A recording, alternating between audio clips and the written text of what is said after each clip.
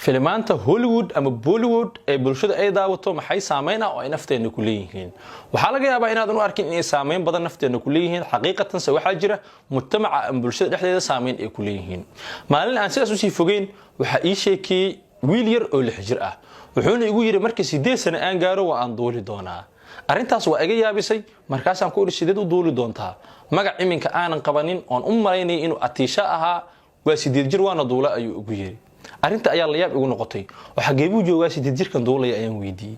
markaas ayuu ugu dhahay filimka ayaan ku daawadaa mar walba waa uu duulaa 2 sano hadii aan sii joogo sanadka 8aad waan duuli doonaa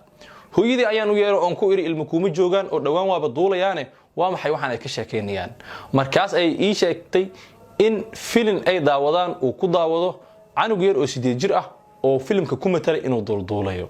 cunugan yar ee khiyaaligaas iska dhaadhiciyay maxaa u diiday meel san intuu fuulo inuu istuuro iskuna dayo inuu duulo xaqiiqatan waxa la mid ah dhalinyaradeena Soomaaliyeed qaar badan oo kamid ah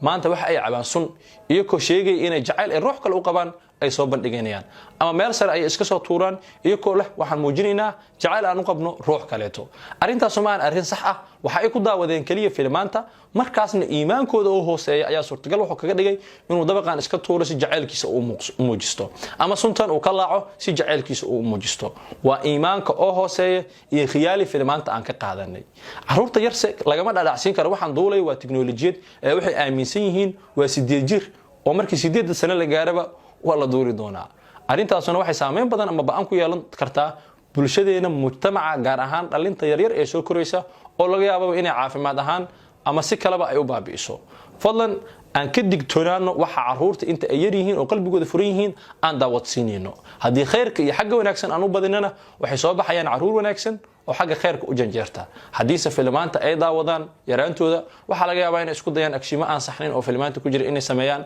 ama dhaqan xumo kale xataa oo filmaanta ku jirta inay koobiyaan oo naftooda ay ku dabaqaan maxaa diiday hadii 20 jirradii sun ay cabayaan ama meel iska soo tuurayaan in 6 jirrada iyo 8 jirrada raafafka ay ka jabi karaan ay ku matalaya inay filmaantii ay koobiyaan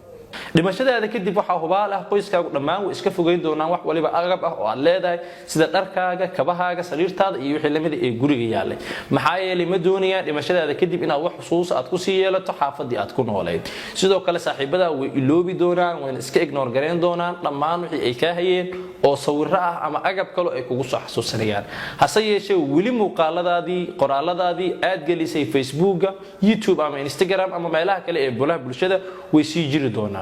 ka fakar maanta ayaad nooshahay inaad ka tagto wax wanaagsan oo biri dhimashadaada kadib laga yaabo inay wili ku sii anfacaan ama inaad ka tagato been iyo xumaan aad samaysay inta aad nooleed walina ku sii jiri doona Facebookkaaga iyo YouTube-kaaga ku darso oo mid kamid ah familkaaga ma saari doono maxaa yeelay ciduna ma garanayso fursadeedkaaga sida badan